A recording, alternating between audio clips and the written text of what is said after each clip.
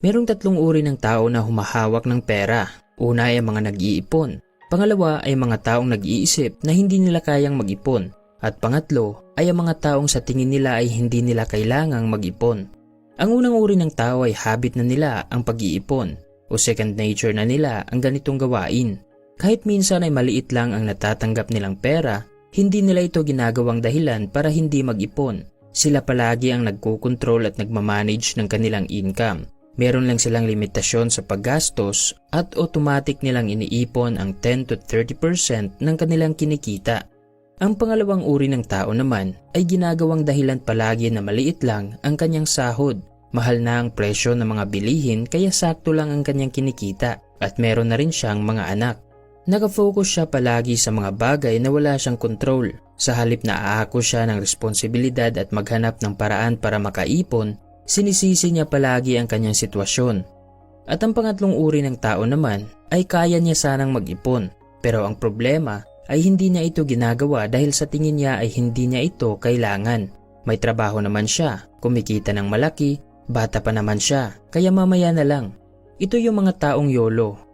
Kung sakaling darating ang araw na pareho silang nawalan ng trabaho at huminto ang pagdaloy ng kanilang income, mahihirapan sina person 2 at person 3 dahil hindi sila handa sa ganitong sitwasyon. Posibleng ibebenta na lang nila ang kanilang mga ari-arian o mangungutang ng pera.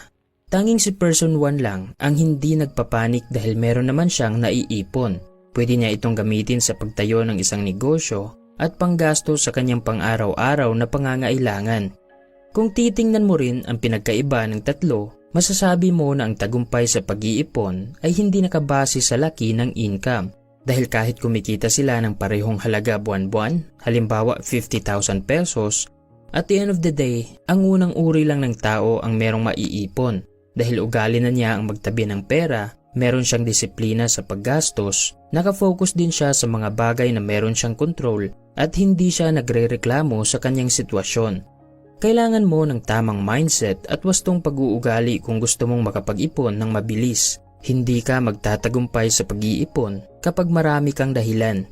Kaya simula ngayon, tularan mo ang pag-uugali ng mga taong nag-iipon. Ihinto mo na ang paggawa ng maraming dahilan at simulan mo nang maghanap ng effective na paraan.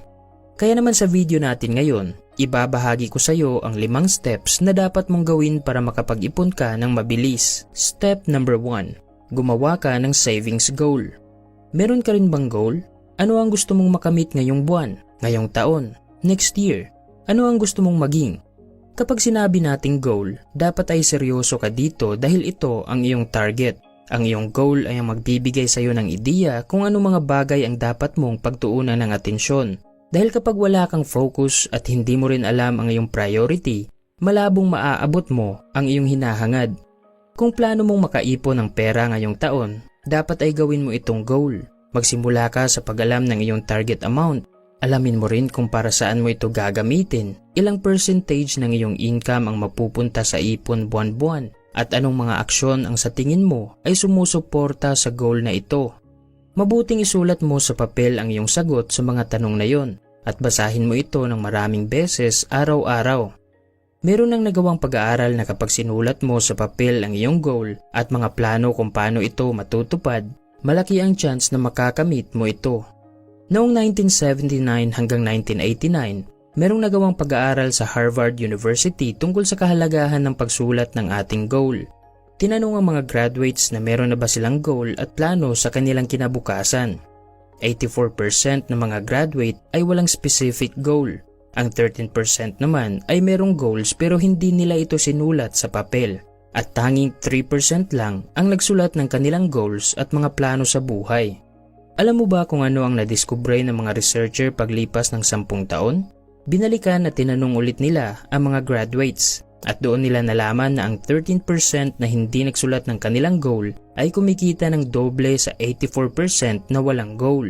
At ang malaking surprise na nangyari sa 3% na seryoso sa kanilang goal ay kumikita ng 10 times mahigit kumpara sa pinagsamang income ng 97% na estudyante. Ang meron sa 3% na wala sa 97% na graduates ay ang clarity. Alam ng 3% ang kanilang target Alam nila kung saan dapat mag-focus at anong mga bagay ang hindi dapat pinapansin. Minsan kasi, kapag hindi natin isinulat ang isang bagay, madali lang natin itong makakalimutan. Lalong-lalo na sa panahon natin ngayon dahil sa dami ng distractions na kumukuha ng ating atensyon, hindi na rin natin namamalayan na unti-unti na pala tayong nalalayo sa ating goals. Patuloy na tumatakbo ang oras, pero ramdam natin na stuck tayo sa parehong sitwasyon.